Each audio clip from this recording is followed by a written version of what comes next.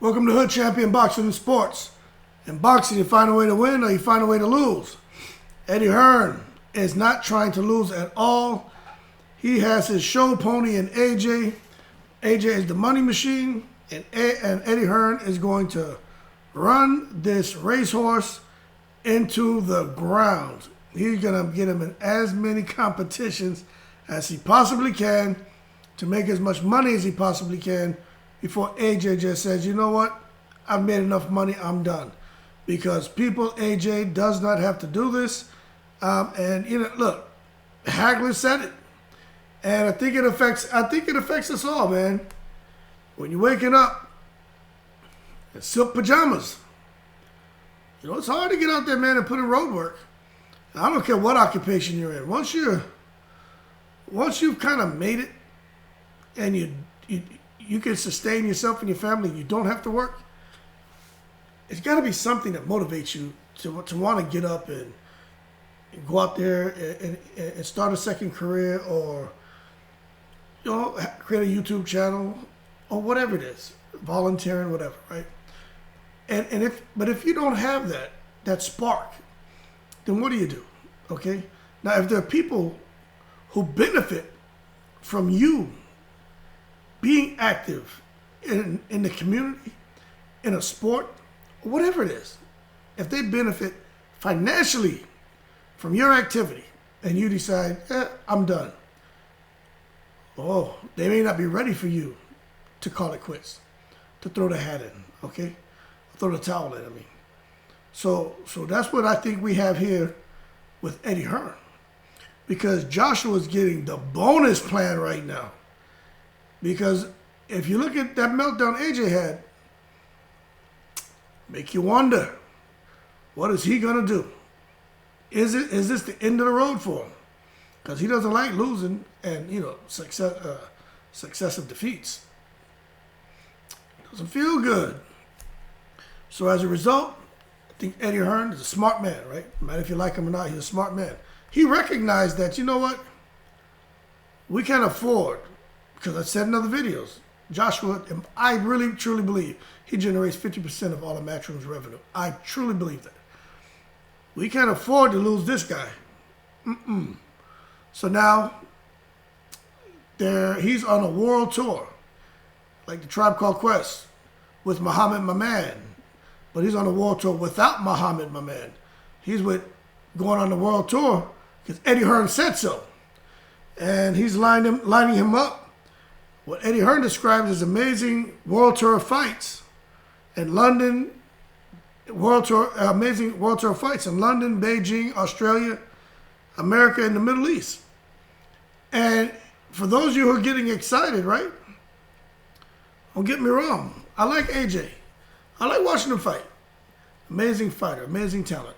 Okay, doesn't matter. He lost to Usyk, so what? Fighters lose. But don't expect him to be going to America fighting no damn Deontay Wilder, being over in the UK fighting a Joe Joyce. Okay, they're looking at putting him in there with top 15 heavyweight. So I'll probably be looking more at 11, 12, 13, 14, 15. Some kind of guys where he can get in there and clip fairly easily to get his confidence back and feel good about himself. And that's what he should do. Get in there. Start feeling yourself again. Knock these guys through the damn ropes. Get a body on your record like Deontay Wilder. But that seems to be what Anthony Joshua needs. I don't know. Eddie Hearn knows him the best. But one thing I know better than anything is Eddie Hearn not going to let Joshua just kind of fall to the wayside. He can't let that happen. He needs Joshua active. 5 fights, going to these countries, because Eddie Hearn just locked in a deal in Australia. So there's money over there. Eddie Hearn, man, I think his business is struggling. I do. I think he lost a lot of money, but he's already looking, okay, kind of like Bob Arum, projected profits off of Terrence Crawford. Wasn't able to get there. Eddie Hearn can get to where he needs to be based on what AJ can do in sales and projected profits. He's not going to miss the mark, okay? If anything, AJ will exceed what they projected. And Eddie Hearn knows that. So the Matchroom chief has stated, like I said, he has plans for AJ just to be, man, on multiple continents because he did have those back-to-back defeats to Alexander Usyk. And this world tour is something that we really feel that he needs. And with no constraints on who he can or can't pit his wits against after losing his world titles, and that's a good thing because AJ can do what he wants now. He doesn't have mandatories. So he's free to fight whoever the hell he wants. AJ was fighting the people he was fighting because they were mandatories. He wasn't able to just go and fight who he wanted. And hey, he followed the rules. He played the game, he paid his fees, and he fought his mandatories. As a result, he lost to Usyk. But it is what it is. Now he doesn't have that worry. He can do anything he wants. And that's why Eddie Hearns taking him on a world tour. But and that's how he plans on rebuilding him, by taking him to those countries, letting them get those fights.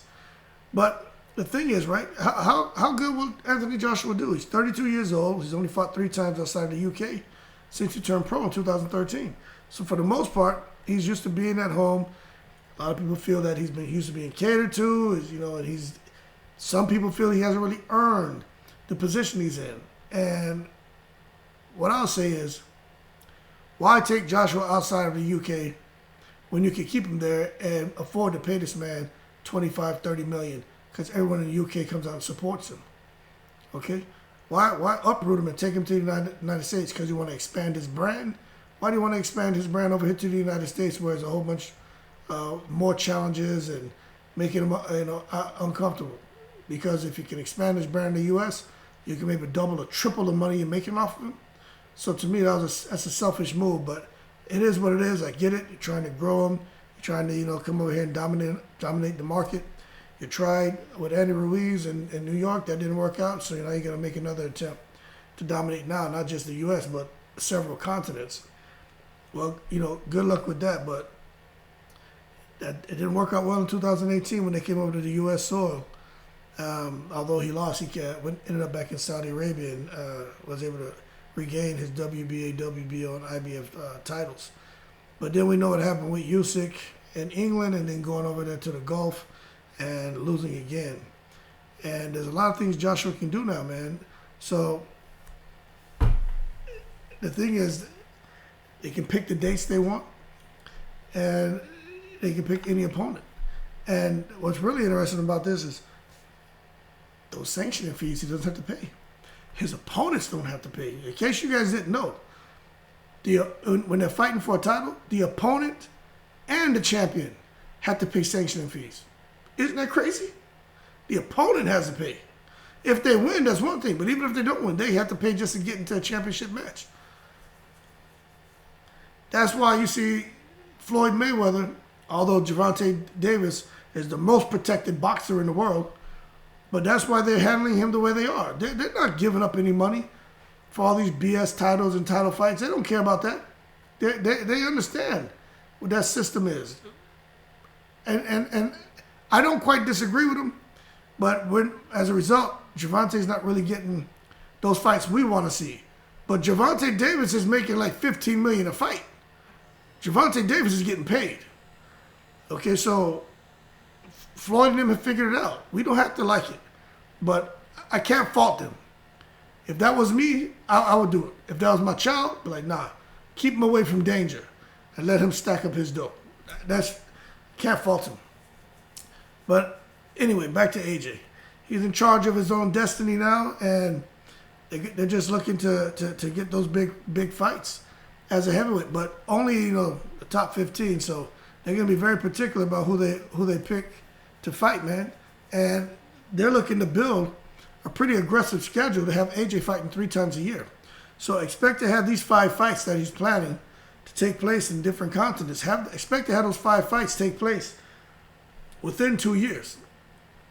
Unless, Anthony Joshua gets hurt or takes some damage or something. But it's an aggressive 2-year schedule to get him 5 to 6 fights and multiple continents.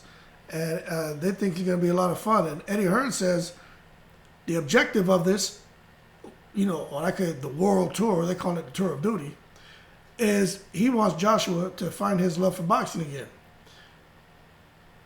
And I'd have to say, by him going on this Tour of Duty, a world tour, fighting across all these continents, right? Is he finding his love with boxing again? Or is he finding his love or rekindling that flame of winning? Is it the love for winning? Because let me tell you, with boxing and with any sport, look, man, there's winners and losers. That's sportsmanship, the sportsmanship attitude. That's why I think it's important for kids to start playing sports at a young age, because you learn that you can't win them all, and then you're definitely not going to lose them all, and you get out what you put in. Did you work as hard as this other person? You see, that just leads into life lessons. So when I look at AJ and Eddie Hearn talking about rediscovering his love for boxing, nah, man, if he loves boxing, he wouldn't need to do this tour of duty for him. If it's that he loves winning, then yeah, pick some bum ass opponents and take him on his world tour and have him built back up and feeling good about himself. And then reality hits his ass in that 6th or 7th fight, where now he's up there looking to get back in there with a title and with some killer, and he gets touched and hurt. And now what? He's lost his love for boxing again, or is it because he's not winning? So, in boxing, it's hard to go undefeated. It's hard to go undefeated. Some do it. Some do it going against the best. But it is not easy. And I just think that's the reality that these guys need to come to grips with. That it's fun winning. It's not fun losing, but at the end of the day, if you're losing and that's causing you to fall out of love with the sport, then there's a problem there. That means you're not. It has nothing to do with the sport. It has to do with you and how you see yourself and how you worried about people's perception of you and their opinion of you. You see, man, Canelo handled his loss outstanding when he lost to Bivol. No excuses. Kept pushing. Handled that like a champ. A couple little BS excuses, but for the most part, there's no falling out of love with boxing. He still loves boxing. He's back in the gym. The man out there about to bang with Triple G and trying to get in there with Bivol again. I think they're going to rob those guys, but I mean, at least he's not here with someone talking about taking him on a tour of duty to help him fall in love with boxing again.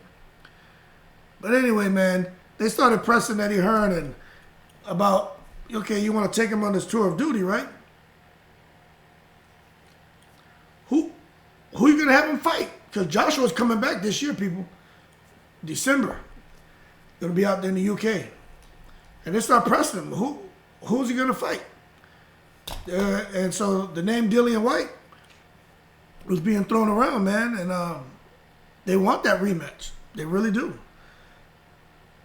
As you guys know, AJ knocked out his British compatriot, man, the 7th round with a huge uppercut after, the body snatcher caught him with that big left hook. That's one thing about Dillian White. He's not the most skilled boxer, but he's got power. And I wasn't giving him credit for his power until I saw what he did to Joseph Parker. And that's when I was like, all right, there's something special about this man's hand. And I saw what he did to Lucas Brown. I was like, there's something special. Oh, by the way, Big Baby Miller and Lucas Brown had signed a deal to fight. I got to do a video on that. But when I saw him do that to Lucas Brown and to Parker, I was like, okay. That's when I started saying, okay, there's something special about Dillian White and his hands.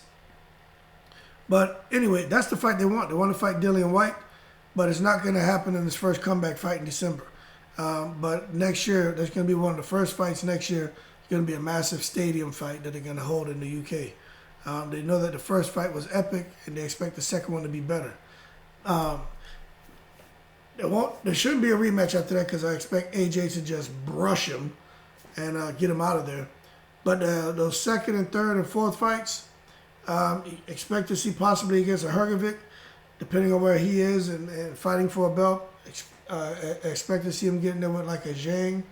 Expect to see him getting there with Gerald Miller. They even talked about him fighting Big Baby Miller. Okay, so see him getting there with some guys who are not Deontay Wilder. Put it to you that way. He's going to be in there against some guys who aren't much of a threat. but they know they can put him in there. He's going to draw a huge crowd. They're going to make a lot of money. He's going to get a big, massive knockout, and it's going to continue to boost and strengthen his profile, and hopefully, according to Eddie Hearn, get AJ to fall back in love with boxing. So essentially what they're doing with AJ now is what Floyd Mayweather, Leonard Ellaby, and Al Heyman are doing with Tank Davis. Now, we all know Tank Davis probably beats everybody. Teofimo, he already beat Rolly, he'll beat Haney, probably beat Shakir Stevenson, okay? But they're not going to put him in those fights. They're going to put him in there with a top 15 guy, no-name guys, whatever, and let Tank demolish him. Because that's all people want to see anyway, get in there and knock somebody out. There aren't really many people screaming for Tank Davis to go into a real challenge. Nah, they just like to see Tank Davis getting there and dog people out. And that's what Eddie Hearn's going to do here with AJ. You put him in the ring, let him dog people out, and make a bunch of money. And he's smart. You know, keep doing that in the UK. Keep banging out nobodies, man. But for AJ, I do think deep down there's a part of him who's like, all right. And he's even said that. I'm out here putting it all on the line against champions, ex-champions, top 10 guys, top 5 guys, fighting these mandatories. And everyone out here is fighting nobodies. No one out here is doing what I'm doing. But yet still I don't get any credit. But now he's in a position where, and I think he doesn't care anymore. He's like, you know what? I'm going to go out here and get to $1 billion. And I'm going to do it my way. And I really feel with low threat.